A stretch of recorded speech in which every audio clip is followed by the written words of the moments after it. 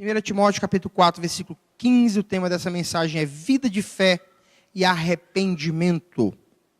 Diz assim a palavra de Deus: o Espírito Santo afirma expressamente que, nos últimos tempos, alguns se desviarão da fé e darão ouvidos a espíritos enganadores e a doutrinas de demônios, sob a influência da hipocrisia de pessoas mentirosas que têm a consciência cauterizada. São líderes que proíbem o casamento e ordenam a abstinência de alimentos que Deus criou para serem recebidos com ação de graças pelos que são fiéis e estão bem firmados na verdade. Pois tudo o que Deus criou é bom e nada deve ser rejeitado, se puder ser recebido com ação de graças, porquanto é santificado pela palavra de Deus e pela oração. Orientando aos irmãos quanto a esses assuntos, serás bom ministro de Cristo Jesus, nutrido pelas palavras da fé e da boa teologia que tens seguido. Mas rejeita as fábulas profanas e os falatórios dos insensatos. Exercita-te, porém, na piedade. O exercício físico, de fato, é de algum valor. No entanto, a piedade para tudo é proveitosa, porquanto traz consigo a promessa da vida presente e futura. Esta palavra é uma afirmação digna de todo crédito e plena aceitação. Versículo 10. Pois é justamente para isso que trabalhamos e lutamos, porquanto temos depositado nossa esperança no Deus vivo, o Salvador de todos os homens, especialmente dos que creem. Ordena, pois, e transmite esses ensinos. Ninguém menospreze o fato de seres jovem, mas procura ser exemplo para os fiéis, na palavra, no comportamento, no amor, na fé e na pureza. Enquanto aguardas a minha chegada, aplica-te à leitura, à exortação e ao ensino. Não deixes de desenvolver o dom que há em ti, que te foi outorgado por mensagem profética, com imposição de mãos por parte dos presbíteros. Dedica-te plenamente ao cumprimento dessas responsabilidades, para que todos possam testemunhar o teu progresso até aqui. Oremos. Pai, essa é a tua palavra, Senhor. Nela nos debruçamos nessa noite, Pai, confessando publicamente que ela é autoridade sobre nossas vidas, Pai, para a mudança, para a transformação plena de nossa vida, Pai. Nós acreditamos que a Tua palavra pode, que a Tua palavra tem, Pai, toda essa autoridade e que não há erro algum nela, Pai. Pelo contrário, a Tua palavra é santa, totalmente autoritativa para nossas vidas, Pai. Nós cremos nisso. Eu quero fazer um pedido ao Senhor nessa noite, Pai, que eu seja uma bênção nesse momento, Pai, para transmiti-la, Pai, com responsabilidade e que não atrapalhe o Senhor, Pai, a falar com a Tua igreja. Esse é o meu pedido, esse é meu louvor por poder, Pai, cumprir essa tarefa tão honrada de transmitir a Tua palavra nessa noite. Em nome de Jesus, e todos digam amém. Glória a Deus. Tudo bem com vocês, né, irmãos? Existe um discurso muito perigoso no século 21. Talvez esse não seja somente um discurso perigoso, uma fala muito perigosa nos nossos dias. Talvez não somente nesse século, eu não posso dizer talvez que foi dos outros, mas no processo de discussão teológica, no processo em que nós tratamos de questões sobre a nossa fé, sobre a nossa salvação. Existe uma palavra que as pessoas dizem muito, estão falando, e hoje pela manhã, na aula com nossos alunos, uma de nossas alunas estava comentando, e eu fiquei meditando nisso durante quando ela falava, e depois eu fui para casa de moto, e estava ali pensando, né? Andar de moto é uma bênção, tá, irmãos? Quem anda de moto sabe, ali, quando parece que está você, o capacete Deus ali, né? E ali você começa a pensar, e pensa, né? E muitas coisas. O discurso de dizer que, poxa, se você já é salvo, se eu já sou salvo, então eu posso fazer o que eu quiser. Né? A gente escuta tanto isso, né? Salvação perde, se você perde a sua salvação. E nós aqui confessamos que a salvação ela não é perdida. Né? Nós não perdemos a nossa salvação, porque porque foi Deus que nos deu, nós não a conquistamos. E a aliança que foi feita por Ele que fez a aliança conosco, que Deus não quebra alianças. Se fosse nós que tivéssemos feito uma aliança com Ele, teríamos sim, talvez esse risco aí de perder essa salvação mesmo. Chamava-se na escola, na minha época de escola, tinha uma borracha. Pelo menos eu fui enganado muito tempo, não sei se existe ainda aquela borracha, de duas cores. Era uma borracha azul e a outra era vermelha. E a vermelhinha era para você apagar o lápis. E a azul, que era mais áspera, né? Era para apagar a caneta. Quem lembra disso? Não existia isso? Só que parece que aquele negócio não apagava. Toda vez que, ou era o meu caderno que era muito fuboca, que na hora que eu ia apagar ali, aí eu botava na língua, né? Quem já colocou aquela borracha na língua? Quem nunca colocou, que atira a primeira pedra, né? Colocava na língua e fazia aquele negócio, e apagava, né? Pensando nisso, a gente olha para... Imagine no céu, imagine você aceitaria Jesus, como dizem, né? E aí, daqui a pouco, você quebrava essa aliança, e daqui a pouco o anjo botava a língua naquela borracha e apagava teu nome, né? Naquele papel.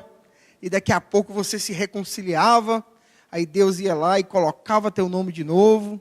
E aí daqui a pouco você pisava na bola de novo, aí lá vai o anjo com aquela borracha mentirosa, que aquela borracha era mentirosa, que borrava. E talvez um liquid paper, né, fazendo a propaganda aqui para aquela empresa, o corretivo, e o anjo colocaria o corretivo, né? Não sei no nome de vocês, mas no meu, se tivesse com liquid paper, daria um bolo assim de tinta, com tanto nome que tinha colocado e tanto nome que tinha apagado, né? Apagava, colocava. Ia ser o anjo, ia ter um anjo só para apagar meu nome e colocar meu nome. Pelo menos no meu caso, não sei de vocês. Né? De tanto que a gente ia perder essa tal salvação. E o texto de 1 Timóteo, capítulo 4, nos dá a entender que essa salvação ela é perdida. E nós temos uma matéria na teologia que chama-se Teologia Bíblica, que um dos pressupostos dela é que a Bíblia explica a Bíblia, e ela não se contradiz de forma alguma. Pelo contrário, a Bíblia, os textos bíblicos contribuem para com os outros. E mais uma vez, é muito bom dar aula em escola dominical por conta disso. Que na igreja, na pregação, a gente prega e o povo vai-se embora, né? Na escola dominical, não. Na escola dominical, a gente debate, a gente conversa, e aí tiramos dúvidas, né? Não é verdade? E os alunos vão perguntando, existem coisas contraditórias na Bíblia, pastor? Né? E a gente, não tem. A Bíblia não se contradiz. Isso é um princípio hermenêutico, um princípio da teologia bíblica. São pressupostos que nós temos, e não somente temos por tê-los, mas acreditamos e, de fato, eles se complementam. A Bíblia explica a própria Bíblia. Ok, irmãos? Então, a salvação não se perde, tá bom? A salvação ela é dada por Deus. É um ato soberano de um Deus. Desde a criação, desde antes da criação, Deus já tem o seu povo escolhido. Isso é bíblico. Eu fugi disso a minha vida toda. Eu corri disso a minha vida toda. Eu não cria nisso de jeito nenhum. Eu me esperneei para a direita, eu me esperneava para a esquerda. Eu fazia igual o menino birrento, me jogava no chão. Eu fazia de tudo para não crer nisso, mas é isso. Eu gostaria de ter uma participação nesse negócio. Eu queria querer, eu queria não querer, eu queria ir embora, eu queria não estar afim desse negócio, eu não queria ser pastor, eu não quero fazer isso, eu quero correr, eu não quero. Mas Deus soberano escolheu isso, Ele tem isso, Ele ordenou isso, Ele pré-ordenou isso para nossas vidas. Amém, irmãos? Creia tu ou não, se você não crê ou crê nisso, estude, medite, aprenda, medite nisso, faça reflexões profundas acerca das Escrituras, ok? Nessa igreja nós cremos assim, essa salvação não se perde. Portanto, então eu vou pecar à vontade, vou meter o pé na jaca, vou fumar, vou beber, vou bater, vou matar, porque eu não perco mesmo. Não. Quem é salvo não ama mais a prática do pecado. Quem é salvo em Cristo Jesus, quem é escolhido pelo Rei dos Reis, Senhor dos Senhores, quem foi invadido e encharcado por essa graça que foi cantada, maravilhosa graça, graça que nos constrange, que nos modifica, que quebra e destrói todas as nossas estruturas humanas e nos traz de joelho a um Deus Todo-Poderoso. Nos impede, irmãos, nos comove, nos desconforta quando pecamos. Pecamos, mas não somos mais apaixonados pelo pecado. Pecamos, falhamos, mas não somos mais assíduos na prática pecaminosa, não somos mais assíduos em nos lamear no pecado todos os dias. Pecamos, mas somos homens e mulheres que nos dobramos diante desse Rei em arrependimento, em pedido de perdão. Amém, irmãos? Eu começo aqui nessa noite trazendo esse pequeno pano de fundo, porque tem muita coisa acerca da soteriologia, que é a teologia que trata da salvação, irmãos. Tem muita coisa, mas eu quero dizer que a salvação não se perde. Mas Paulo começa o capítulo de número 4 dizendo que nos últimos tempos muitos abandonarão. Existe talvez a sua tradução aí, que muitos apostatarão da fé. E vão abandonar os ensinos, vão abandonar a igreja, vão abandonar o convívio familiar da igreja, os cultos públicos, a prática piedosa do amor. Abandonarão, estão aqui hoje amando, louvando, e daqui a pouco estão fazendo coisas terríveis, né? E aí Paulo diz que pessoas estarão sim abandonando a fé. E quem são essas pessoas? E o que são esses últimos tempos? Quando a Bíblia fala de últimos tempos, queridos, nós compreendemos do período em que Cristo veio, encarnou aqui nessa terra. É o período que veio quando ele encarnou, quando ele nasceu aqui nessa terra, ele pisou nesse chão, até a sua volta agora gloriosa. Esse período da vinda dele, até a sua volta gloriosa, nós chamamos de últimos tempos, últimos dias. Então por isso muita gente fala assim, nossa, mas estão falando esse negócio de últimos dias, minha bisavó falava que Jesus está voltando, que são os últimos dias. É esse período, querido, que nem eu, nem você, os adventistas tentaram. Né, muitos irmãos aí, muitas pessoas tentaram acertar essa data aí dessa vinda, né, acertar esses últimos dias, mas nós não sabemos, querido, isso é uma heresia terrível. E antes de dizer e falar disso, porque a carta de Paulo a Timóteo é uma carta de instruções, irmãos, e às vezes quando nós pregamos, e semana passada eu preguei em Timóteo, e eu quero tirar isso, porque a gente prega, irmãos, e vocês não têm noção, o problema que é pregar. Porque nós ficamos mentalizando o que nós falamos a semana toda. O que aconteceu? Por que eu falei aquilo? Eu deveria ter falado daquela outra forma. É assim, vida de pregador, de pastor, é assim, é um sofrimento. E aí a gente fala, meu Deus, eu gostaria muito, embora talvez não tenha acontecido, de dizer que pelo fato de nós estarmos instruindo a igreja, porque por conta de Timóteo, de coisas práticas, no processo de santificação, quem prega, quem fala, não está acima das outras pessoas. Claro, nós temos que ser exemplos, modelos para as pessoas, mas um pastor, um presbítero, um diácono, pessoas que estão trabalhando no oficialato da igreja, são pessoas normais. São pessoas que comem arroz, feijão, que pecam, que estão também nesse processo precisando serem exortados. Claro, e cabe a nós que estamos no oficialato uma responsabilidade maior, porque são pessoas mais vistas. Mas eu quero dizer para você, queridos, no Evangelho somos iguais, somos pessoas, seres humanos, que exercemos diaconias diversas e que não há ninguém melhor do que ninguém. Se estamos de pé, foi porque Ele nos colocou de pé e nos coloca de pé todos os dias para servirmos a Ele com amor, com integridade, como ele diz. Portanto, querido, Timóteo é um manual que nos encarrega de fazer coisas, de andar de forma santa, não querendo que quem faz uma coisa, que o outro é melhor, não. Todos nós estamos numa luta contra a carne, porque a carne milita contra o espírito de dia e de noite, irmãos. E para mim e para o outro, para A, para B, para C, a luta é a mesma. A minha luta no trânsito é a mesma do irmão. A luta de um pastor para com uma discussão em algum lugar é a mesma. Então nós temos que tomar cuidado. E é nisso, querido, que nós devemos nos apegar. Mas aqui nós nos exortamos. E a gente fala disso um pouco daqui a pouco ali na frente.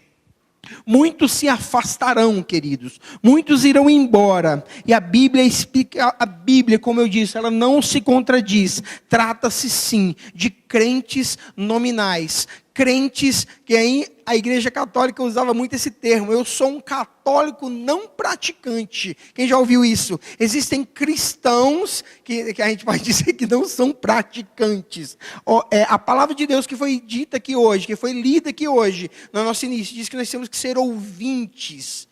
Bons ouvintes, mas não somente bons ouvintes, mas também praticantes dessa palavra. Existem irmãos, infelizmente, que estão no meio da igreja, que são fake news. Infelizmente, tem pessoas que estão dentro da igreja, que não são dos nossos. Existem, infelizmente, irmãos, pessoas que estão caminhando, brincando de ser cristão. Infelizmente, irmãos, existem pessoas que estão dando mais glória, mais respeito, reverência a homens que está vendo ao Deus que não se vê. Eu gosto muito de dizer isso lá no Serap, quando a gente está chegando, né, no Serap, aí tem uma rodinha, né, dos meninos assim, aí quando a gente está chegando, a gente escuta de novo, cala a boca, cala a boca, cala a boca, o pastor André chegou. Eita, o prato é o pastor Prata, né? O prato. Isso é tão perigoso, isso é tão feio, isso é tão triste. Porque me arremete a uma reverência a pessoas, me esquecendo de quem estava ouvindo toda aquela conversa, de quem estava vendo por sua onisciência, por sua onipresença, toda aquela conversa, que sabe lá qual era aquela conversa. Pessoas que têm se escondido em locais e pecado à vontade, porque ali não tem ninguém vendo. Ah, vou viajar, meu Deus, São Paulo, Rio de Janeiro, sozinho, vou para a praia, e ali na praia, você deitado naquela praia, tomando aquele sol, aquele óculos escuro, bem escuro, para ninguém ver onde é que o zóio está indo, sair da praia, só o trem branco aqui, ó, tudo vermelho, igual um peru, e aquele negócio, mas não tem problema, porque o negócio é o óculos. Para quê? Para que ninguém veja onde é que os meus olhos, será que Deus não está vendo através daqueles óculos escuros? Porque o mais escuro de Salmo 39, as mais profundas trevas, para ele é como o dia. A quem reverência? Infelizmente no nosso meio existem desses ainda. Esses que gritarão, Senhor, Senhor. Em teu nome profetizei, Senhor, Senhor. Eu dei comida aos miseráveis, eu estava numa casa de recuperação, dando comida, eu profetizei, eu expulsei demônios. Afasta-te de mim, servo mau, porque eu não te conheço. E infelizmente, querido, estão esses por aí. E esses serão levados por qualquer vento e todo vento de doutrinas. E Paulo fala desses no início do capítulo 4, porque não se perde. Porque se esse texto for de fato um texto que a pessoa perde a salvação, a Bíblia se contradiz, querido, e a Bíblia não se contradiz. Porque todos que o Senhor que o Senhor me deu, jamais eu lançarei fora. A teologia de João deixa muito claro que Deus não vai jogar fora nenhum dos seus. Pelo contrário, Ele vai juntar como seu rebanho, como no seu aprisco, as suas ovelhas, e vai cuidar, como Ele fez na defesa ali no Getsemane, como Ele tem feito todos os dias, nos protegendo, nos defendendo. Ele tem os seus, Ele cuida dos seus, mas infelizmente pessoas estão sendo enganadas por conta de uma falsa religião, por conta de coisas terríveis, doutrinas de demônios, abandonando a fé, abandonando a palavra de Deus. Mas pastor, o que é o evangelho? O que é a palavra de Deus? É a palavra, é essa Bíblia. Mas como é que eu sei que é a verdade? Aí talvez você vai fazer uma pergunta hoje para mim: pastor, mas todo mundo diz que o que prega é a verdade. Você vai aqui numa seita que terrível ali, o cara usa a Bíblia. O camarada ali da igreja ali que guarda o sábado, usa a Bíblia. O camarada ali que diz que não pode doar sangue, usa a Bíblia. Sim ou não? Sim ou não, irmãos? Todo mundo diz, você vai dizer para ele que ele está com a mentira? E nós somos os certos? A palavra é o padrão. Não um versículo. A palavra, não um pequeno texto isolado, a palavra, o texto, com todo o seu contexto geral, é a verdade. Não deixe de vir para a escola dominical. Não deixe de vir à escola dominical, porque aqui você vai descobrir se ela é a verdade ou ela é a mentira. O pastor estava pregando aqui na escola dominical domingo passado. E ele falou uma coisa: quando as pessoas têm muita intimidade com a verdade, quando a mentira chega, o que acontece? Ele falou que é uma luzinha que acende. Quando a mentira chega. Eu sinto, opa, tem cheiro de confusão aqui. E aí ele contou uma história de um documentário que fica muito claro, e eu termino com essa pequena fala. Que nos Estados Unidos, os homens que trabalham com falsificação, com defraudações, eles estudam a moeda americana de tal maneira, incansavelmente, de forma exaustiva, não é isso, pastor? E aí, ele tem tanta familiaridade com a nota verdadeira, ele não estuda a falsa, não. Ele estuda a nota verdadeira. Que quando ele, num bolo de notas, ele vê uma falsa, ele fala, tá ali, ó.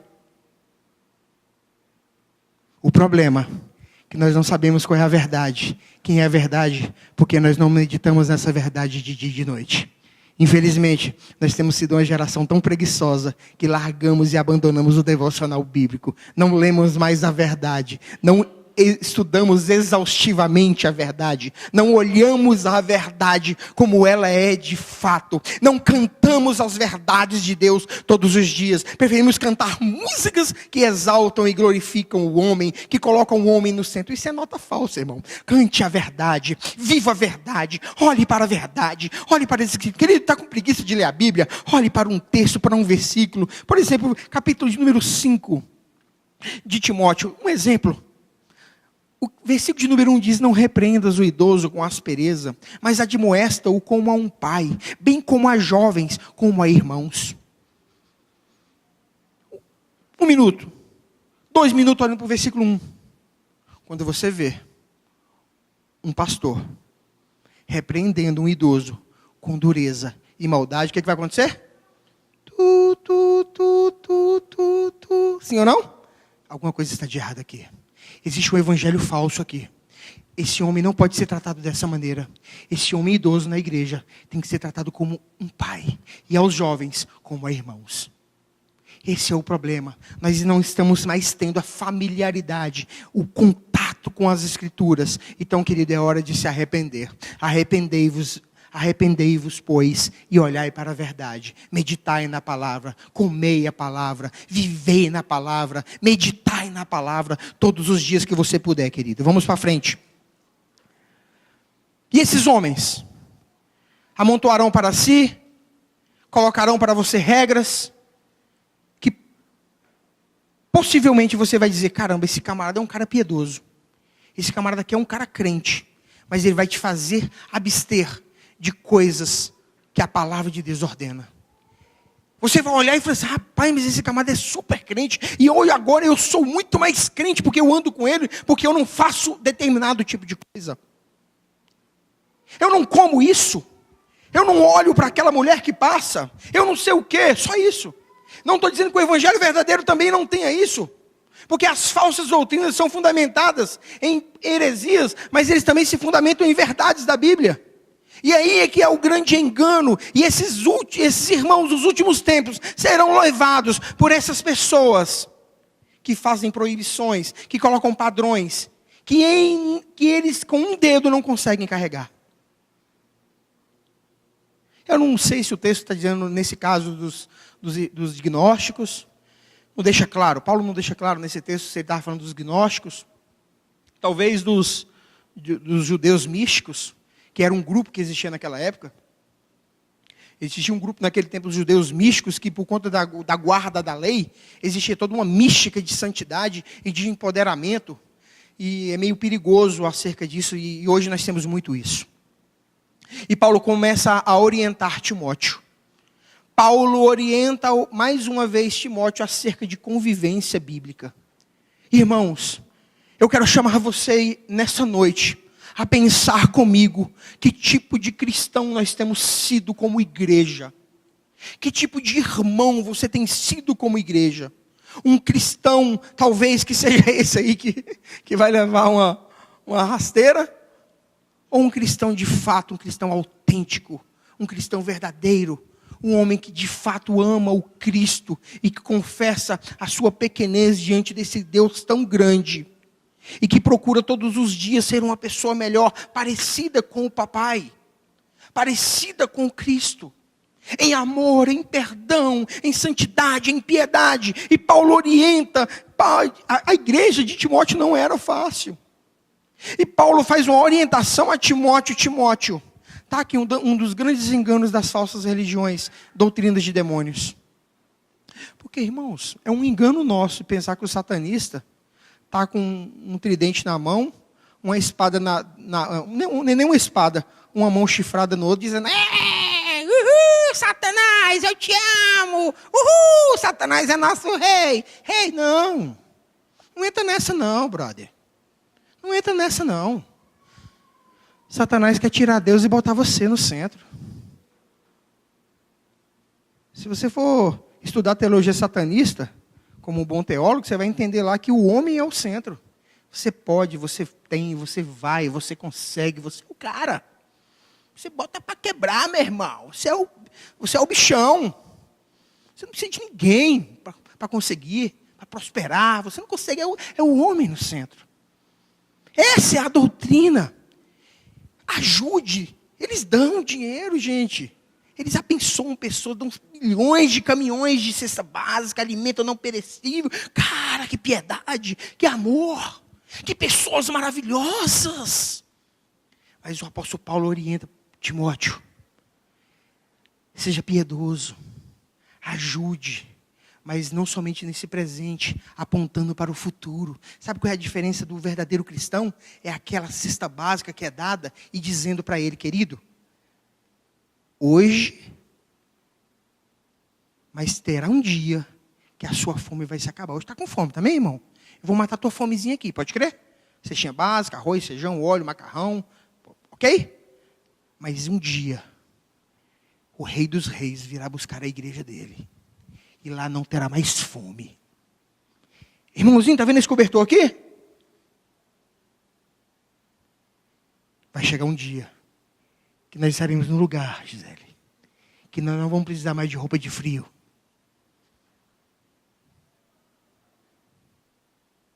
Toda honra, toda glória, toda a majestade de tuas ações, de tua piedade, querido, seja dada a Deus. É um engano você fazer piedade por piedade, ação social por ação social, e não apontar para o reino futuro. É um engano terrível você cantar e não apontar para o Cristo. É um engano terrível eu pregar. Você vai vencer. Você é o cara. coach. E o povo grita, irmãos.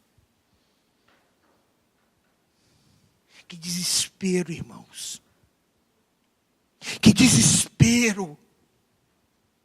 Que desespero é de ver aquele povo gritando, bradando por uma vida boa aqui nessa terra. Quem já assistiu? Quem já assistiu um show daquele? Que não é um show, aquele não é um... Não sei nem o que é aquilo. E as igrejas estão invadidas por aquilo. Foram invadidas por aquilo. Nojento, asqueroso, onde o homem está no centro e o nosso Cristo escantoado. Pregue, irmãos. Faça, irmão. Mas faça olhando para o Rei, para o destino da nossa esperança, para o destino de onde nós estaremos como igreja. Faça, irmãos. Continue trabalhando, amando, vivendo, labutando, lutando e trabalhando, mas olhando para o Cristo, nosso Rei, o nosso Redentor, na esperança de que um dia estaremos com Ele.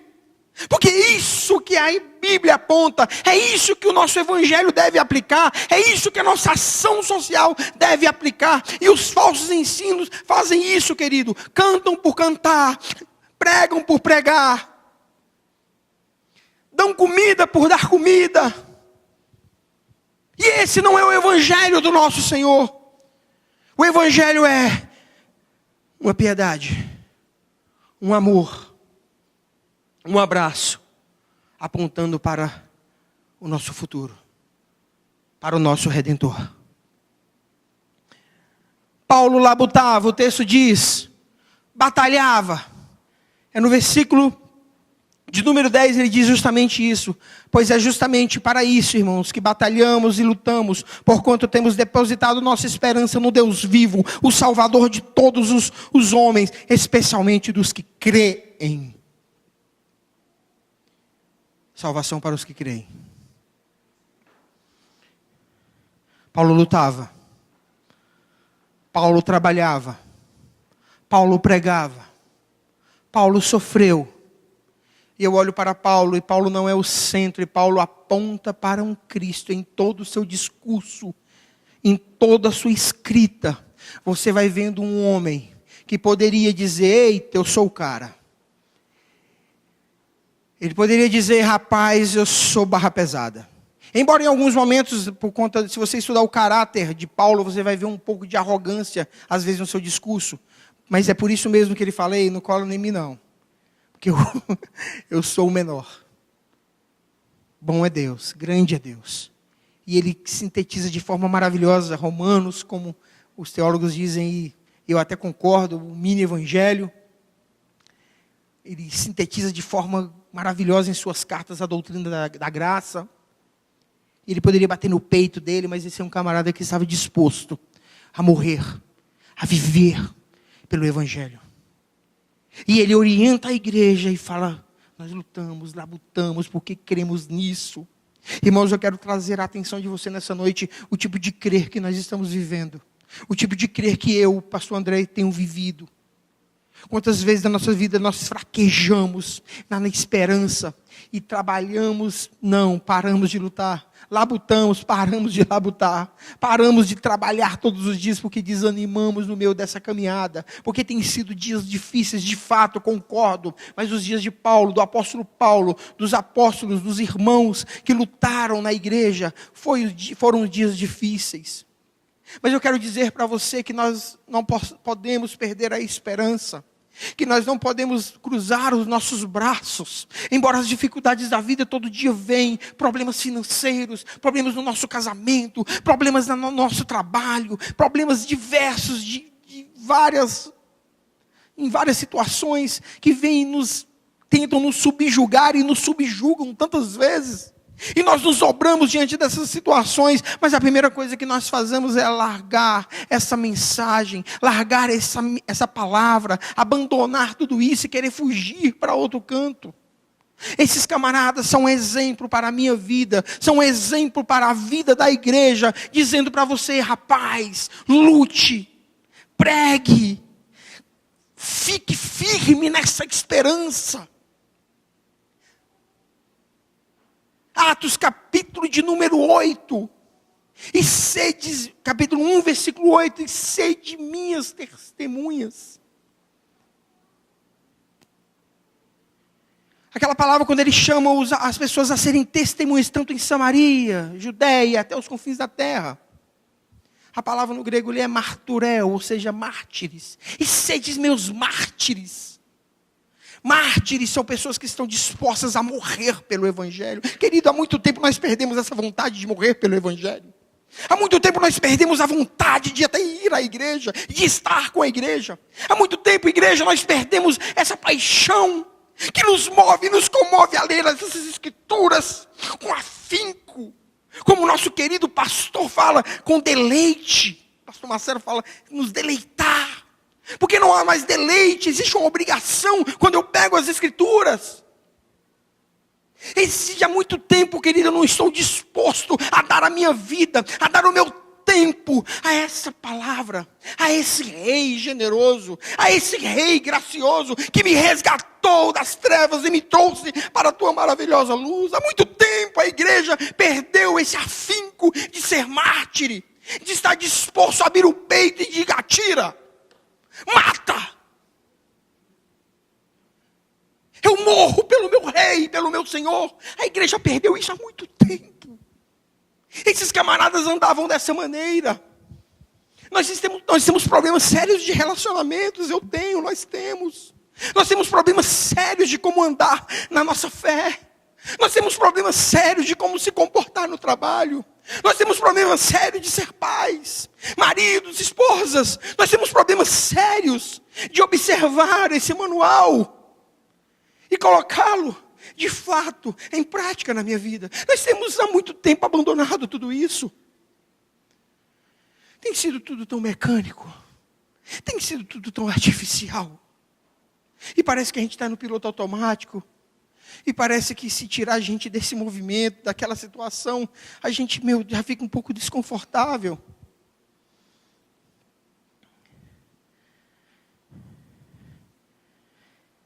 Timóteo, seja exemplo na palavra, no comportamento, no amor na fé. Sabe por que nós pregávamos antigamente? Quando a gente era novo convertido? Novo convertido é bicho assanhado, né? Novo convertido é bicho assanhado, né? Ele quer que todo mundo conheça essa fé. É um amor, né? Dizem que é o primeiro amor. Ai, gente, o meu primeiro amor. Dá vontade de sair gritando na rua, né? Berrando para todo mundo. Eu fui salvo. Eu estou sentindo um lance aqui muito louco, cara. Vem cá. Vem aí as pessoas. Ih, tá doido, tá alienado, sim, ficou doido. Tá louca, essa mulher aí é doida agora. Ixi, agora quer ficar agora pregando para todo mundo agora. Na pureza. Parece que andamos com um manual de pecado na nossa carteira.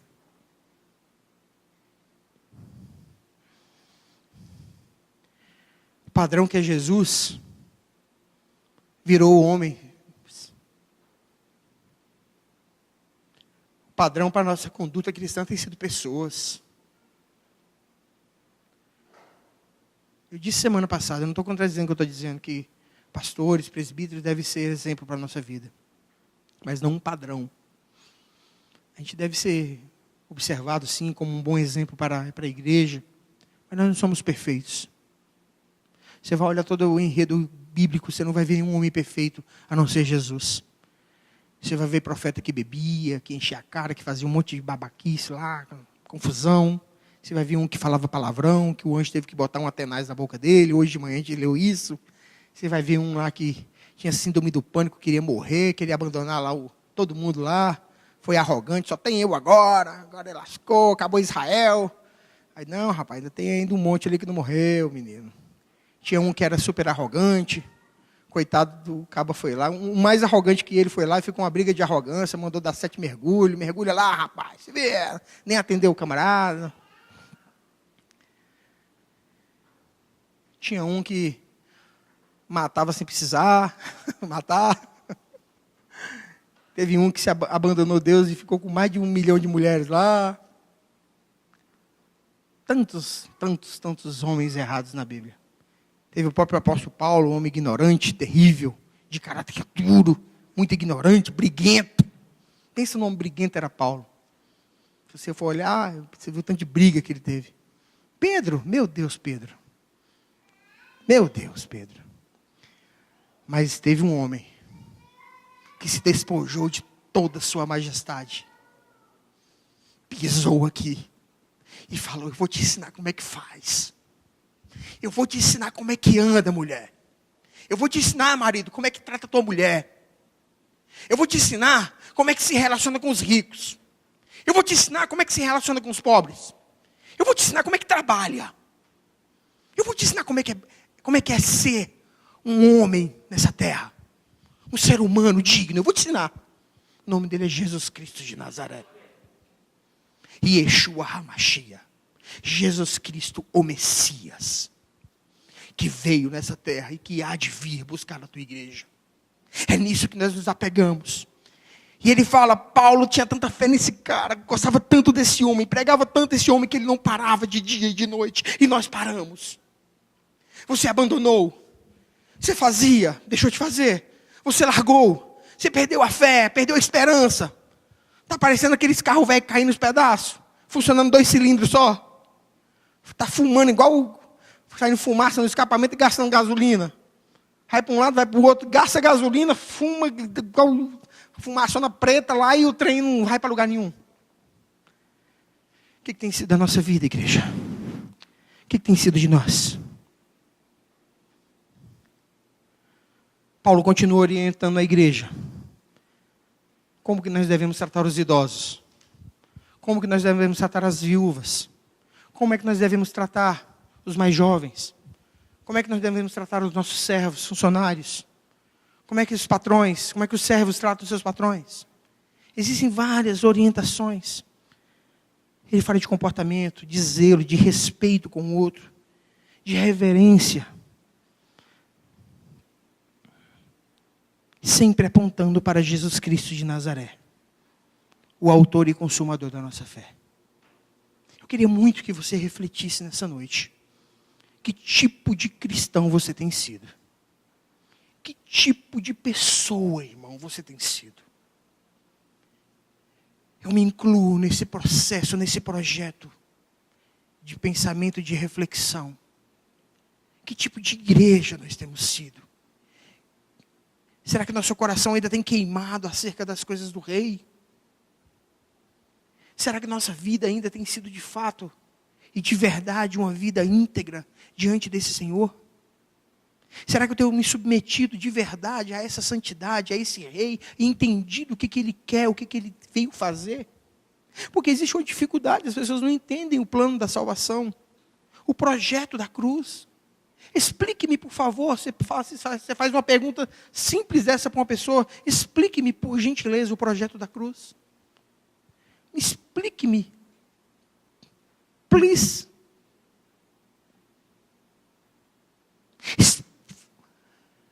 Enumere o nome dos 12 apóstolos. Essa semana o pessoal estava colocando um camarada para cantar o hino nacional. Deu ruim. Deu ruim. Isso não é para envergonhar ninguém, mas nós não sabemos o nome dos 12 apóstolos. Sabemos. Dá um trabalho terrível, né? E vai pulando, tá, até chegar nos 12. Nós não temos olhado para ela. Nós não temos meditado nela. Nós não temos amado essa palavra.